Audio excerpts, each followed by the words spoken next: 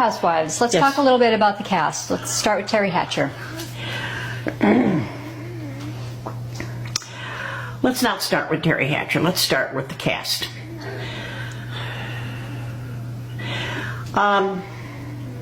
These are my personal opinions. I thought they were unnecessarily, by the cast I mean the ladies, spoiled.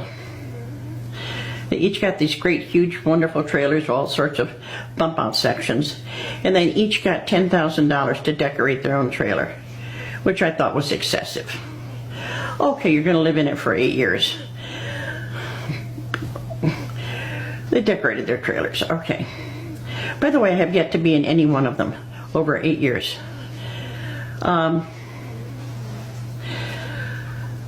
They don't eat with the cast.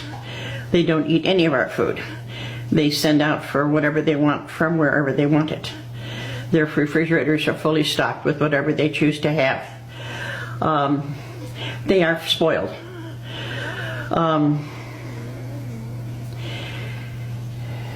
They're not team players in terms of the whole team. I'm not saying any of them are nasty. They're not nasty. Never been nasty. I've never had a harsh word from any of them. They simply are dismissive. And I'm not the only one who thinks so.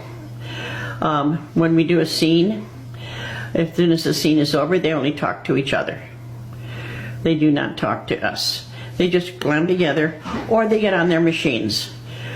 Eva has 3 of them that she does. Now, admittedly, she's got some work, you know, she's got businesses that she's running and all of that. But I've even sat in a room, we did a scene and we were waiting in a green room on location, and all 4 of them were on machines. There was no conversation to be had. They don't talk to us. They only talk to each other.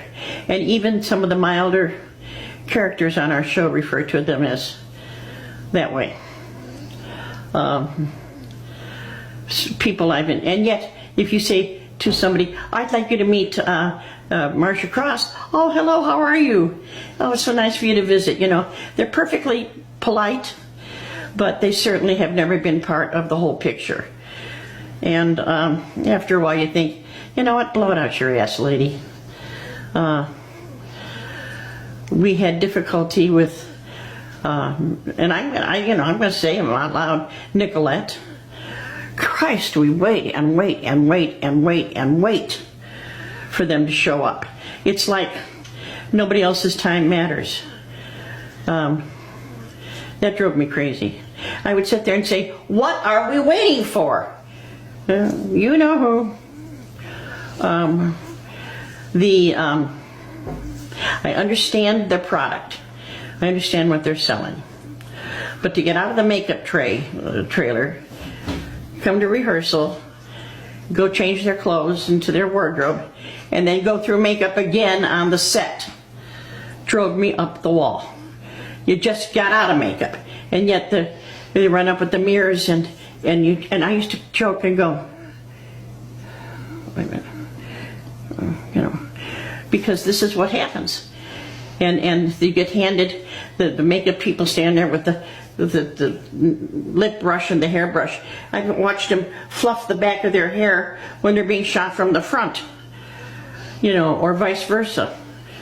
To the point where it's like, come on, just, you know, you're an actor. But I understand too that they are selling a product that is quickly disappearing, and they have to try to hold on to that product as much as possible. And if they don't like carrying it, too bad. I don't have to sell that product, so I had a lot more freedom. As a matter of fact, toward the end I didn't wear any makeup at all because I was supposed to be dying, so what the hell.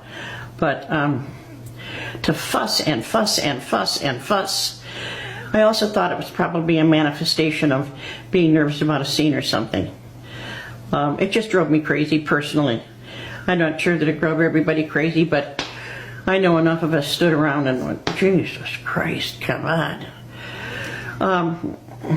In terms of their friendliness, again, friendly when you are right in their face. I have to say, of all of them, Terry was probably the friendliest to me when I threw that Christmas birthday party for the crew. Terry's the only one that contributed. And I thought that was very nice of her. She made a very nice contribution. She and I have chatted on occasion, but you could sit right next to him and not get any conversation at all. So, you know, I'm finished with that. How did it affect the set and the cast when Nicolette left? That whole thing was, you know, I wasn't there, first of all, thank God. I'd had my difficulties with her. I did seen her last day. And there was something that I had to go to. I can't remember exactly what it was. I don't think it was a medical appointment, but it was something important. Like I had to be there like at 2:30 or 3, and I said it early on, you know, and the day dragged and dragged and dragged. I missed it. The whole thing was bullshit. Mark was demonstrating to her the way he wanted her to whomp somebody on the backside. And he said, no, this is what I want, you know, kind of thing. And she took offense and said that he had hit her. He apologized, went to her trailer, made apologies, you know, sorry, didn't mean to, you know, okay. Subsequent to that, her tardiness, her inability to get to the set, I don't know, I wasn't part of that decision, but I certainly know I waited a hell of a lot. What are we waiting for? Nicolette, you know, she got killed off. A lot of people got killed off. And she felt it was in response to her having complained that Mark had battered her. You know, she was nice to me when we worked together. I mean, you know, pleasant enough. But I think she was looking for a quick $1 million. Didn't happen. Certainly. I mean, I don't know where these people get these brains that they're going to collect money, you know. I think they're dumber than a box of rocks. So that's Nicolette, and she's gone. I'll